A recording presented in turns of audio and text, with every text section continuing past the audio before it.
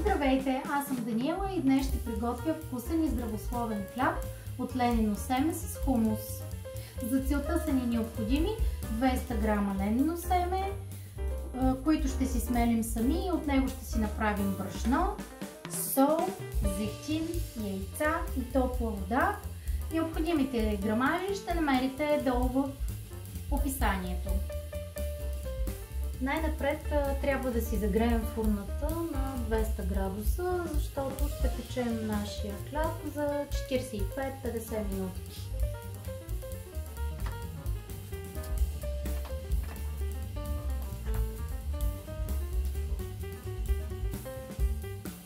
Първо ще си смелим лененото семе.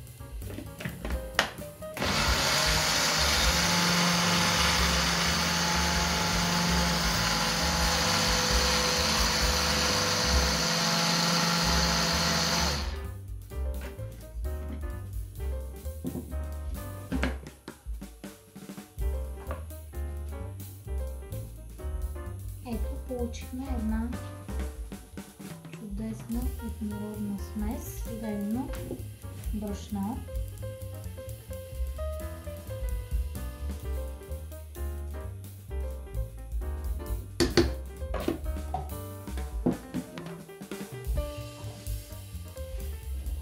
След това ще си разбием яйцата.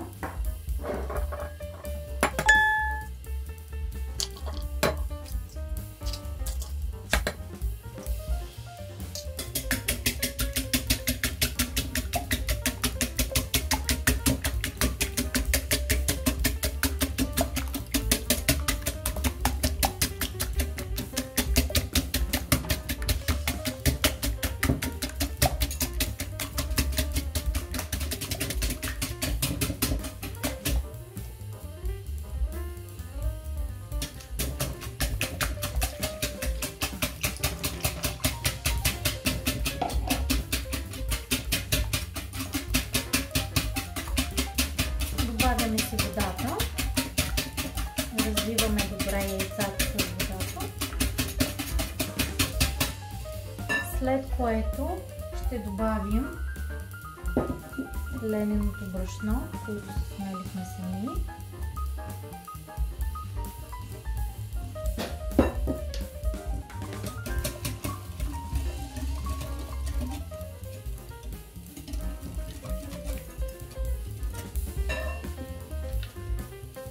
Добавяме постепенно.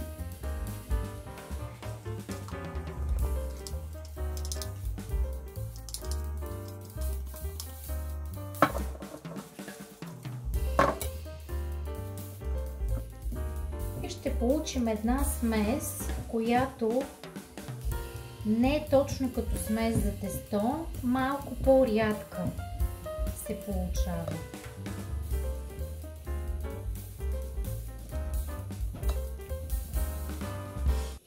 Така, след което ще добавим зехтина.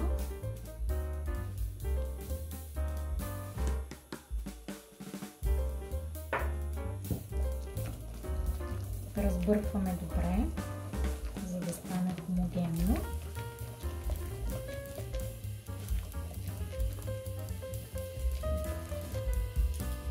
За изпичането ще използваме ето тази формичка. Може да я намаслите или пък да използвате хартия за печене.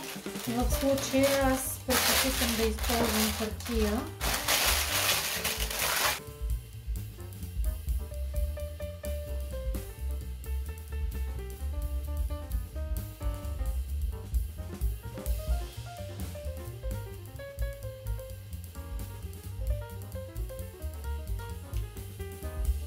Ако искате допълнително да овкусите, може да добавите слънчогледови семки, тиквени семки, по ваш избор, каквото желаете.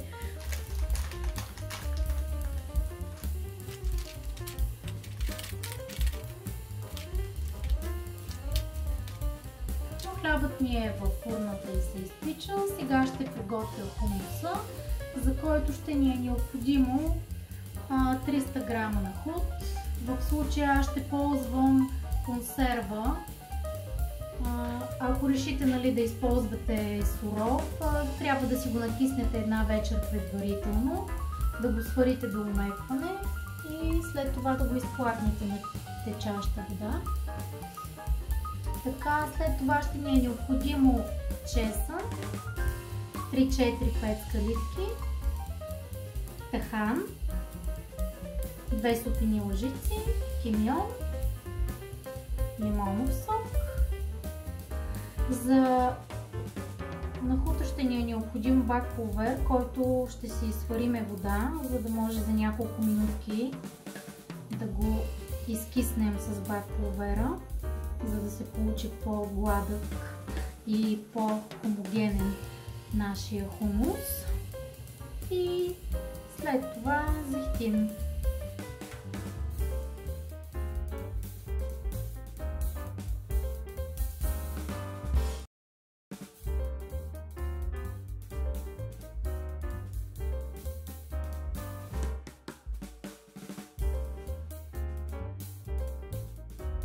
Ще го прецедим ето тук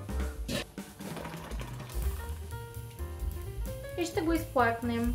Пелването на нахута ще го направим с моята помощничка Нася. Хляба ни е вече готов. Сега ще го извадя.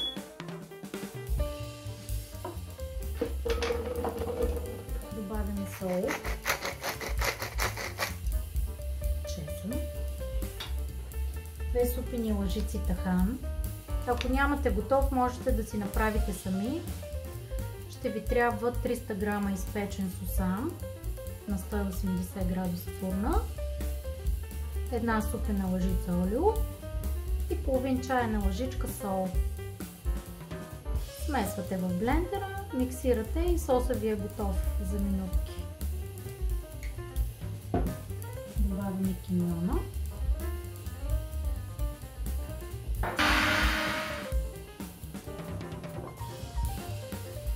Добавяме лимоновия сок, купчета лед.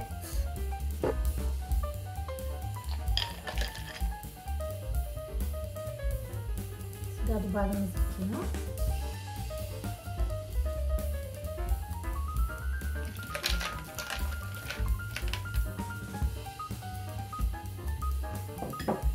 И включваме на най-високата степен блендера.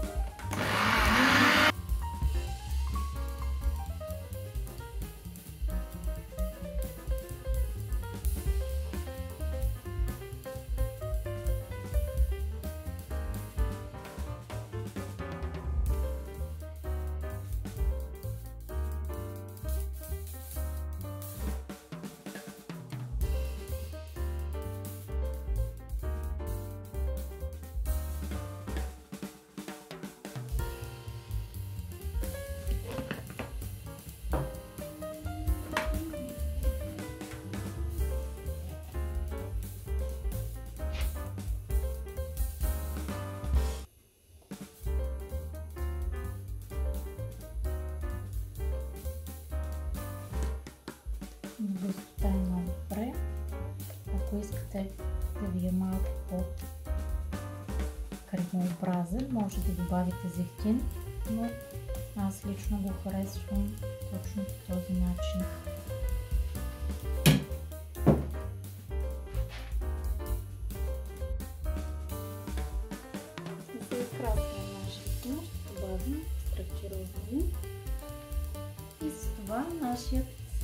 вкусен хляб и хумус са готови. Нася, ела да опиташ. Заповядай.